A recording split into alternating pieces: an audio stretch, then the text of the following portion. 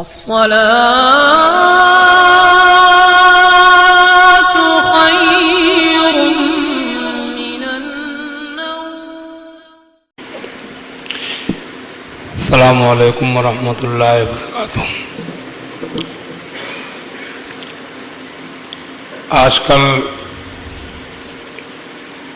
Lock down کی وجہ سے دینی مدارس، پرائیویٹ مدرسے جو ہیں وہ بہت سارے بند ہو گئے، اور علماء مولویوں میں ایک بہت بڑی تعداد بے روزگاری کی شکار ہو گئی. اللہ تعالیٰ ان کی مشکلیں آسان فرمائے. سننے میں یہ آ رہا ہے کہ اچھے خاصے پڑھے لکھے لوگ مسجدوں میں امامت کے لیے بھی آ رہے ہیں، تو مسجدوں کا بھی یہ حال چل رہا ہے.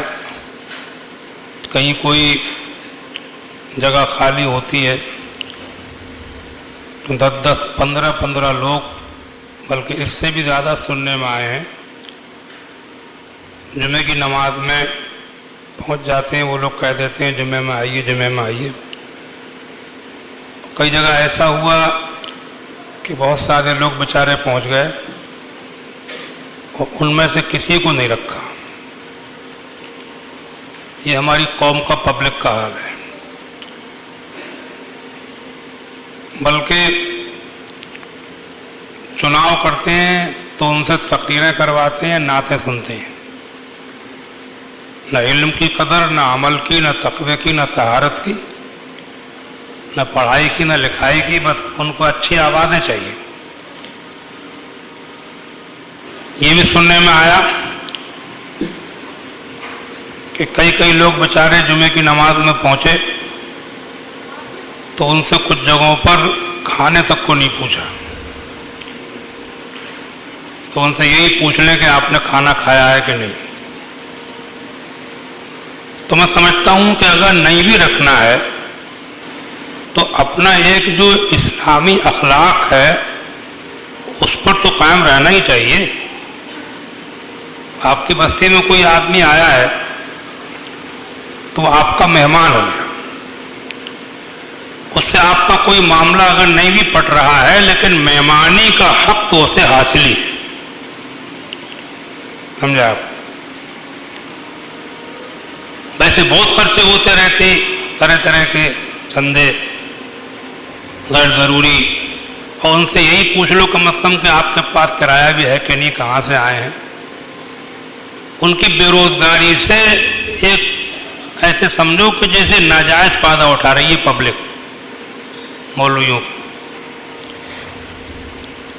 بلکہ کچھ مدرسوں میں بھی میں سنتا تھا، دیکھا بھی ایک آدھ جگہ کہ لڑکے آتے ہیں داخلے کے لیے دینی مدارس میں، باہر کے طلبا، کوٹا پورا ہو گیا ہے، گنجائش نہیں ہے. تو گنجائش اگر نہیں بھی ہے لیکن وہ ایک مہمان ہے، اس سے یہ تو پوچھو کہ بھئی تم نے کھانا کھایا ہے کہ نہیں کھایا ہے، رات کو کہاں رہو گے، رات کہیں رہے. یہ ایک اسلامی فریضہ ہے. بلکہ یہ خوش اخلاقی تو وہ تو مسلمان ہے، غیر مسلموں کے ساتھ بھی ہونا چاہیے.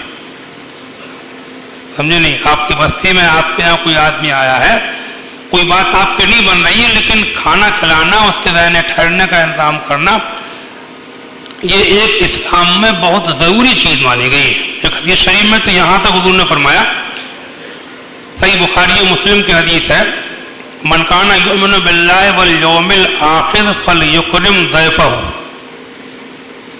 تم میں جو لوگ اللہ رسول پر ایمان رکھتے ہوں ان کے لیے ضروری ہے کہ وہ مہمان کی عزت کریں. ومن کان یؤمن باللہ والیوم الآخر فلا یؤذی جارہ. تم میں جو لوگ اللہ رسول پر ایمان رکھتے ہیں وہ اپنے پڑوسی کو تکلیف نہ پہنچائیں. ومن کان یؤمن باللہ والیوم الآخر فلیقل خیرا او لیصمت. وہ فرماتے ہیں کہ تم میں جو لوگ اللہ رسول پر ایمان رکھتے ہیں وہ یا تو اچھی بات بولیں یا خاموش رہیں. تو یہ اخلاق اور مہمان نوازی اسلام میں بہت ضروری ہے. اگر آپ کی بستی میں، آپ کے گھر پر آپ سے ملاقات کے لیے، آپ کے مدرسے میں، آپ کی مسجد میں، آپ کے کارخانے میں، آپ کے کاروبار میں کسی طرح سے بھی آپ سے کوئی آدمی ملاقات کرنے آیا ہو، بھلے سے اس سے آپ کا معاملہ نہ پڑتا ہو، لیکن کھانا اس کا کھانا اور آپ کا کھلانا، اس کے رہنے ٹھہرنے کا انتظام کرنا، یہ اسلامی تعلیمات کا ایک اہم حصہ ہے. سمجھے آپ؟ مدرسے ہوں، مسجدیں ہوں یا گاؤں بستی کے معاملے ہوں، علم جو ہے وہ خالی کتابیں پڑھ لینے کا نام نہیں ہے کہ ہم مولوی ہو گئے، عالم ہو گئے، ہم نے کتابیں پڑھ لی، مدرس ہو گئے، قابل ہو گئے. علم اسے کہتے ہیں کہ جو کچھ ہم نے پڑھا وہ ہمارے کردار میں، ہماری سیرت میں دکھائی دینے لگے کہ یہ پڑھے ہوئے. سمجھا آپ؟ اپنی بستی میں بھی اس بات کو دیکھا کرو، قصبے کے اندر، گاؤں میں جہاں جو رہتے، کوئی شام کا ٹائم ہے، کوئی آدمی پوچھو اس سے کہاں کے ہو، کہاں سے آئے ہو، کیا کرنا ہے. کچھ نہیں کر سکتے تو کم از کم اس سے کھانے ٹھہرنے کا انتظام کرو. سمجھے نہیں؟ پہلے زمانے میں لوگ جگہ جگہ مسافر خانے بنوا دیا کرتے تھے. بہت سے لوگ ایسے بھی کیا ہے انہوں نے کہ ان کے یہاں کوئی میت ہو گئی، اس کے ایصال ثواب کے لیے کوئی مسافر خانہ بنوا دیا. آج کل یہ بڑے بڑے کروڑ پتی، ارب پتی لوگ جائیدادیں چھوڑ چھوڑ کے مر رہے ہیں، اور ان سے یہ نہیں ہوتا کہ کہیں کسی جگہ 2-4 لوگوں کے ٹھہرنے کا، 10-20 لوگوں کے 2-4 ایسی جگہ بنوا دیں. کوئی پردیسی بیچارہ وہاں پر 1-2 دن کاٹ لے. جائیدادیں چھوڑ چھوڑ کے مر رہے ہیں، خوب مر رہے ہیں، اربوں اربوں روپے کی. اور کوئی ایسا کام کر جاؤ گے تو مجھے امید ہے کہ انشاءاللہ جب تک اس سے لوگ نفع پاتے رہیں گے، آپ کی قبر میں اس کا ثواب ملتا رہے گا. دعا کی اللہم صلی علی سیدنا مولانا محمد وبارک وسلم. یا اللہ جو کچھ میں نے کہا ہے اس میں کوئی غلطی ہو گئی اس کو معاف فرما. جو نماز ہم نے پڑھی تیری عبادت کی، تیرا ذکر کیا، تیرا شکر کیا، اسے اپنے کرم سے قبول فرما. اے اللہ تمام مسلمانوں کو امن و امان سلامتی عطا فرما، آفات و بلیات، بیماریوں پریشانیوں سے محفوظ فرما. یا اللہ ہم سب کو ایک دوسرے کی خیر خواہی کی توفیق عطا فرما، ایک دوسرے کی مشکلوں پریشانیوں کو دور کرنے کی توفیق عطا فرما. یا اللہ ہم سب کو ایمان پر خاتمہ عطا فرما.